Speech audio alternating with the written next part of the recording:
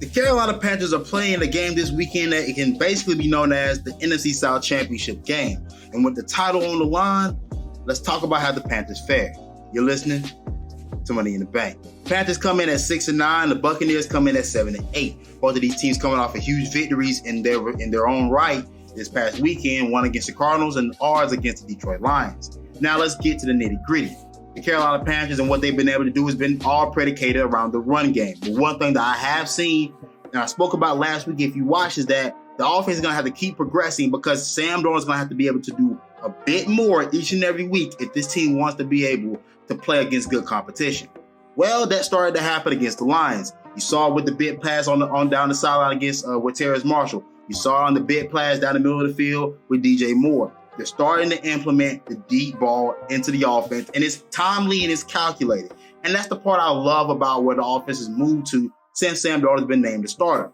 And in his 4 starts, what they've been able to do, generally, except for against the Steelers, has been able to control the ball, control the line of scrimmage, and know when they want to take their chances. When it was time to just dump it off against Seattle, for example, right? Seattle was a great game, a great overall team game because defensively we made plays and certain guys on offense that hadn't really been big stars stepped up in that game against Seattle. But what made it great was that a lot of the passing game was just this Laviska Shenault out into the flat and these short passes taking away that team speed and forcing that team speed to have to be physical against the Seattle Seahawks. Seattle having a nice young secondary. What they forced them to do was come up and make tackles and be physical. Carolina was able to control the line of scrimmage, and they did what they wanted to on the outside without having to force their hand against guys like Talik Woolen and Kobe Bryant in a game where they have a secondary that was young and fast that could and their closing speeds really some of the best in the league, and you wanted to keep the ball out of harm's way with the defense that was that tenacious, and it had a knack for getting the football back for their offense all year. So you eliminated that part of their game. Now, Tampa Bay. Here's the thing, bro. Straight up, Tampa Bay is not going to do what the Detroit Lions did and not blitz you. They're going to make sure they're going to stack the box. They're going to make sure things are uncomfortable for your ground game, and they want to force Sam Darnold to be the guy. That's the game plan each and every week. I think it's kind of a double-edged sword. Like the Panthers' offense is simple, and the simplicity works, and it also works against you because everybody knows what the game plan is every week. So the key for Tampa is going to be load the box up, force Sam Darnold to be the guy. For Carolina, it's simply this.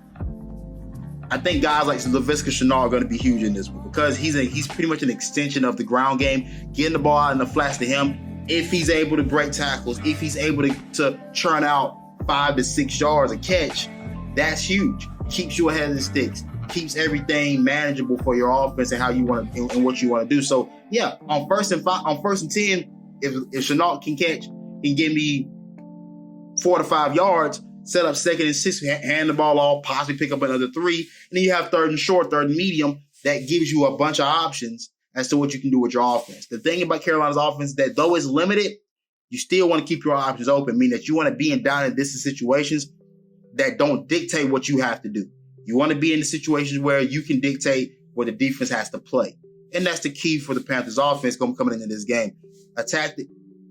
Be able to attack the edges and win out there.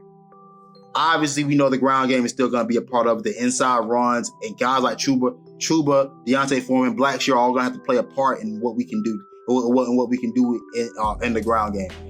And let's throw it back to the first matchup against Tampa. Remember, for the majority of that game, it was a long time. The score was 21-3, but it was a long time before the first points were scored in that game.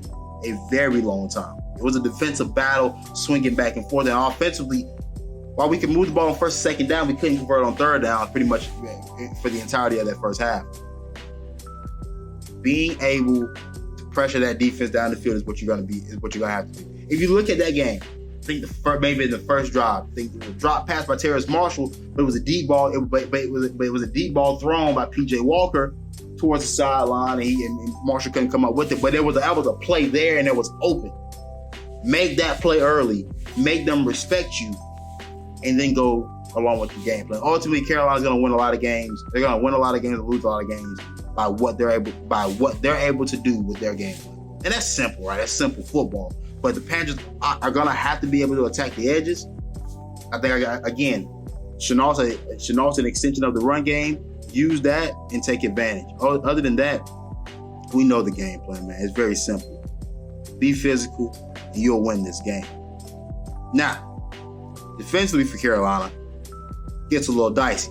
Obviously, we know J.C. Horn will not be available for this game. We did sign Josh Norman, who I think can help us in some aspects of the game. Obviously, I think coaching up the young guys and playing against a team that he's seen a lot, and guys he's seen a lot in Mike Evans and Julio Jones, then giving guys pointers on what those guys like to do. And obviously the young guys have experience against those guys as well, but just not as much and not as much success as Josh Norman, of course. So in that respect, what can the Carolina Panthers do?